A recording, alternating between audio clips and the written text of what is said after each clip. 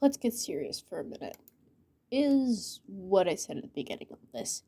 Yeah, all seriousness left when I realized my true motivation.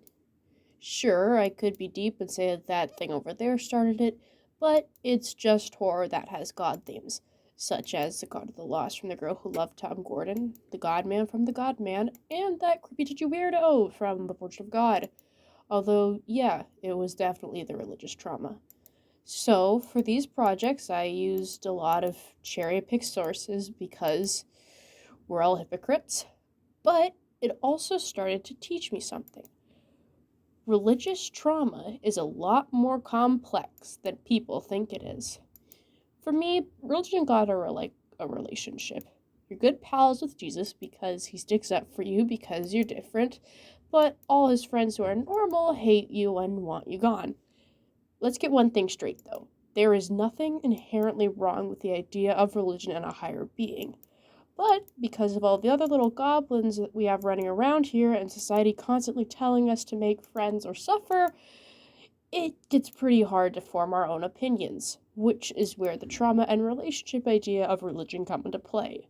I do believe that this is also the perfect segue into a truth I have been keeping.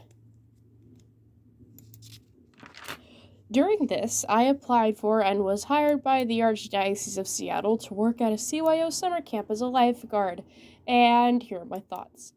It feels like I'm going back to an ex. They had nice thoughts, were a little quiet and distant, but all of their friends told me I was undeserving. Even then, I was happy with this ex, but the experience was still painful. This is not an allegory for my love life.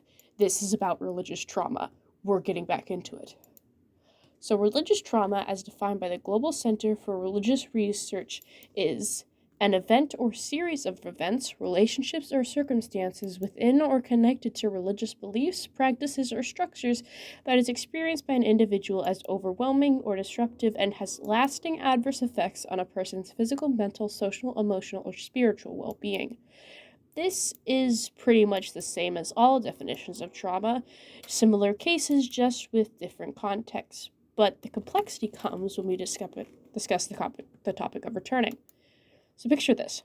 You have lived your whole life in a pretty unsafe environment, but now you are learning to live outside of it. Everything here is so confusing and you have no idea what's going on, but you know you are safer here than you were then. However, you understand this environment. You know how to survive it. So should you go back?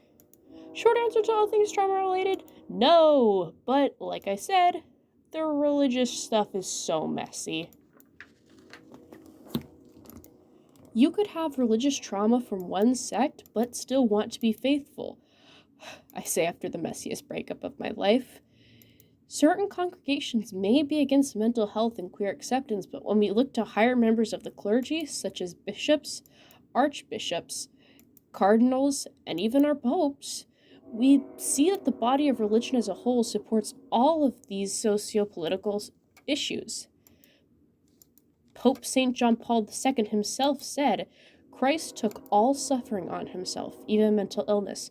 Whoever suffers from mental illness always bears God's image and likeness in himself, as does every human being. In addition, he has the inalienable right not only to be considered as an image of God and therefore a person, but also to be treated as such. So, what is my end goal here? Religion and its associated trauma is complicated, and in regards to that, I believe free choice is our best option. While I was harmed by many religious institutes in the past, there were more still that lifted me up and made me feel happy, such as Camp Hamilton, where I will be working. I think religion can be pretty helpful.